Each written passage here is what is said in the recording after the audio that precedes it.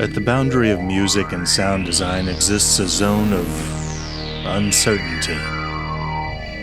The traditional approach was to throw together some existing recordings of sound effects and call it a day. But in the 1970s, pioneers like Susan Ciani demonstrated that vast imaginative soundscapes could be created from the ground up, using synthesizers to generate the raw elements, and playing the recording studio like an instrument. The cosmic soundscape you're about to hear was generated directly from circuit to tape and waveform to workstation.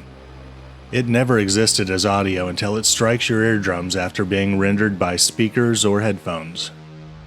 No microphones were used, and modern equipment was only sparsely employed to manipulate raw waveforms musique concrète style. In the spirit of analog 1970s planetariums, this sketch depicts the death and afterlife of a massive star, featuring a sound you may never have heard before.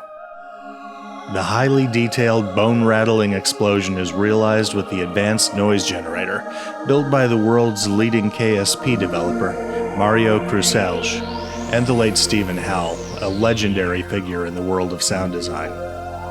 No demos of the advanced noise generator seem to exist on YouTube, but it allows programming of tremendous detail of white noise sources. It's employed both in the cataclysmic stellar explosion and the cosmic winds heard throughout the composition. A timeline at the bottom of the screen indicates all the story points. The astrophysical information is accurate, both today and relative to what was known in the 1970s.